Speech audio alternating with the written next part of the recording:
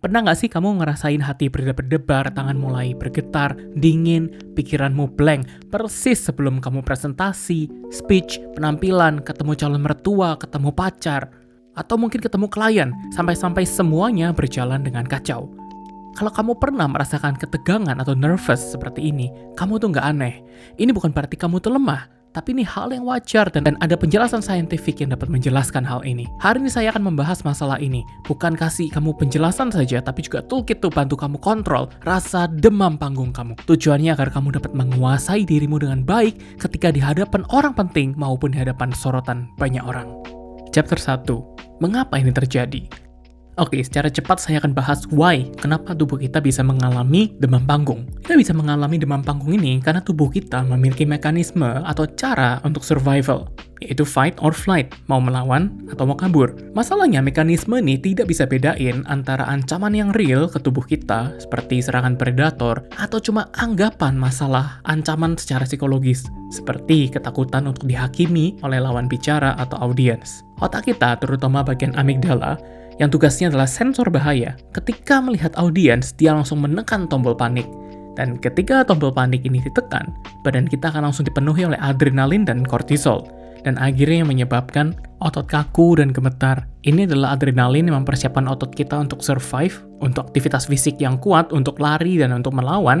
Akhirnya, karena nggak jadi, energi terperangkap, dan ini menyebabkan ketegangan di seluruh tubuh kita.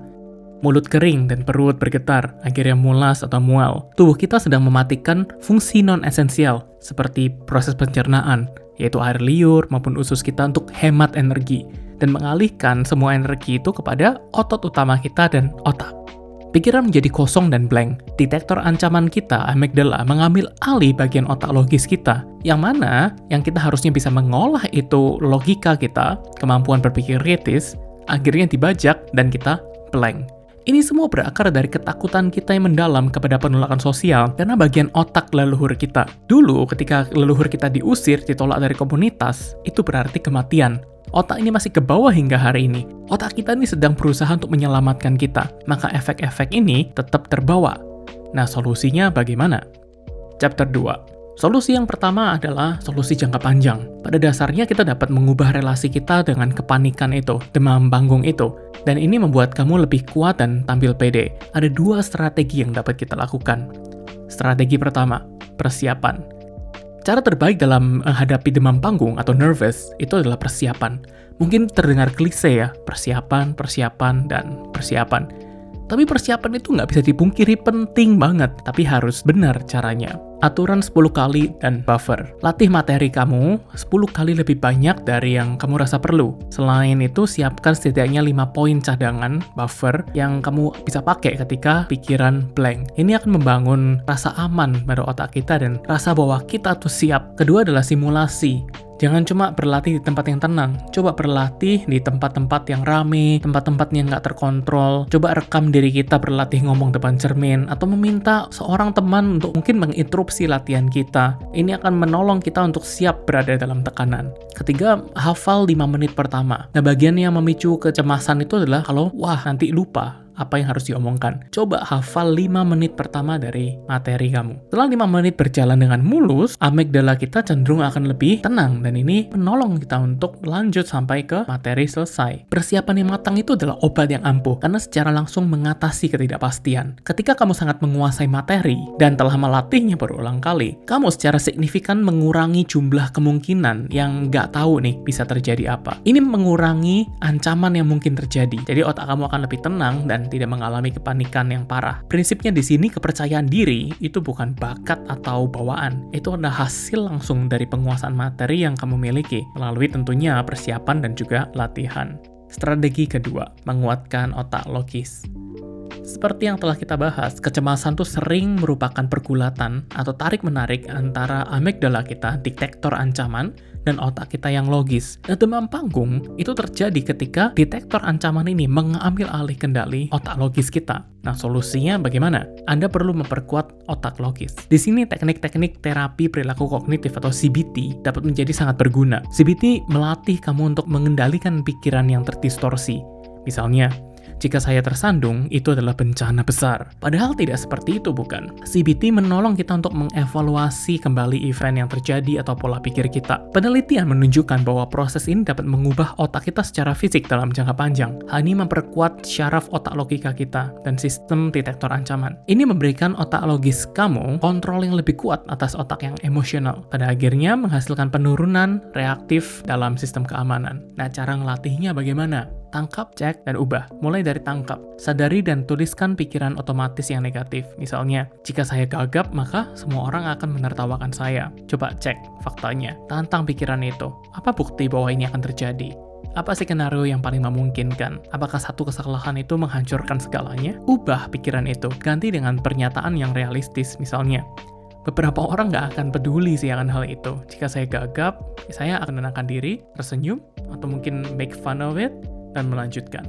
Latihan pola pikir, so what? Lalu kenapa? Ketika pikiran terdistorsi muncul, tanyakan pada dirimu, so what? Lalu kenapa? Secara berulang-ulang. Ini untuk menghilangkan ketakutan emosional dari skenario yang buruk. Pikiran, saya akan lupa ini materi saya. Jawablah dengan, so what? Saya akan terlihat bodoh. Lalu kenapa? Saya hanya akan malu sebentar, tapi orang-orang juga akan melupakan itu dalam beberapa jam. Ini akan mengembalikan kamu kepada realitas. Chapter 3, solusi jangka pendek. Oke, itu semua jangka panjang tadi. Nah, bagaimana nih kalau kamu akan ketemu calon mertua, mungkin akan ketemu pacar kamu, akan performance, akan presentasi 1 jam lagi, dan kamu mulai panik. Ada 2 hack yang dapat menolong kamu sekarang.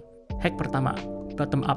Ketika kamu panik, pernafasan kamu menjadi pendek dan cepat. Ini justru memperpanjang dan memperburuk kepanikan itu sendiri. Obatnya adalah pernafasan diafragma, atau yang dikenal sebagai pernafasan perut. Teknik ini secara langsung mengaktifkan syaraf vagus kamu, dan syaraf ini adalah jalan tol utama untuk turn off sistem alami tubuh kamu. Jadi tubuh kamu akan masuk ke dalam sistem istirahat. Dengan nafas diafragma, syaraf ini memaksa tubuh kamu untuk masuk ke dalam respon relaksasi, dan tentunya detak jantung akan turun, kadar hormon kortisol akan turun, dan ini menolong kamu untuk relax. Coba sekarang, ambil satu tarikan nafas yang penuh melalui hidung, diikuti tarikan nafas tambahan yang pendek, seolah-olah mengisi paru-paru hingga penuh, dan kemudian hembuskan dengan perlahan dan panjang melalui mulut. Lakukan ini 2-3 kali. Ini adalah salah satu hack bottom up tercepat yang dapat kamu lakukan sekarang, dan mengirimkan sinyal ke otak bahwa ancaman telah berlalu. Hack kedua, top down. Ini hack favorit yang selalu berhasil untuk saya. Kecemasan waktu demam panggung itu kondisi di mana gairah kita begitu tinggi. Sebaliknya, ketenangan itu adalah gairah kita yang benar-benar rendah.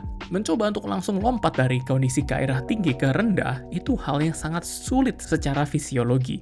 Arahkan pikiran kita, mikir bahwa ini bukan perasaan cemas, yang mana itu adalah negatif. Tapi arahkan bahwa ini adalah positif, yaitu excitement. Perasaan semangat. Ini jauh lebih mudah karena sama-sama ada di wilayah di mana gairah itu tinggi. Dua-duanya, perasaan cemas dan excitement, punya ciri yang sama, yaitu meningkatkan detak jantung cepat, energi yang banyak. Bedanya cuma di psikologi, kita memberikan label, satunya negatif, satunya positif. Jadi sekarang nggak perlu kamu tenangin diri, pandang ini sebagai sebuah excitement, semangat. Caranya gimana? Katakan pada diri kamu, kalau perlu dengan suara yang keras, saya excited, saya nggak sabar, pingin banget segera maju, kasih value, saya ingin segera menyampaikan pesan yang ingin saya sampaikan. Dari pikiran terancam, berubah menjadi opportunity untuk maju. Coba deh, ini efektif banget buat saya, mungkin juga bisa efektif buat kamu. Hack ketiga, bottom up. Coba gunakan teknik grounding, 5, 4, 3, 2, 1. Ini maksa otak kita untuk tidak khawatir akan masa depan yang negatif, tapi menarik otak kita untuk mikirin fokus waktu yang sekarang. 5 hal yang dapat kamu lihat, cari di sekitar sana. 4 hal yang dapat kamu rasakan, misalnya lantai atau kain baju kamu. 3 hal yang dapat kamu dengar. 2 hal yang kamu cium baunya. 1 hal yang kamu icip di lidah kamu. Ini benar-benar bikin kamu kerasa aman dan fokus pada masa ini. Chapter 4, ritual sebelum event. Oke, saya susun semua tips-tips di atas menjadi satu ritual yang dapat kamu lakukan dan jadikan habit. Hari H, makan jangan terlalu berat dan kenyang. Hindari makanan berlemak. Untuk minuman, coba hindari kopi, karena kopi bisa membuat jantung kita berdetak lebih kencang. Dan susu, karena bisa buat tenggorokan kita nggak nyaman. Minum saja air hangat. 1 jam sebelum, datang jauh sebelumnya, jalan-jalan di tempat untuk presentasi, tempat duduk di kafe, atau panggung. Ini kasih kita waktu untuk nyaman dengan tempatnya. Oh, ruangannya begini saja. Oh, ternyata ada ini, ada itu. Kamu akan merasa familiar dengan tempatnya. Lalu bisa cek sound juga, atau cek slide, atau apapun itu. Juga kamu bisa ketemu orang lain di sana. Kenalan, menyapa mereka. Ini mengurangi rasa kalau audiens itu adalah ancaman. Karena kita kenal dengan mereka, kita familiar dengan mereka. 10 menit sebelumnya, pergi ke kamar mandi atau ruangan private untuk mengatur nafas diafragma. Menenangkan detak jantung, gerakan badan kita, otot-otot kita, supaya mengurangi ketegangan. 1 menit sebelumnya.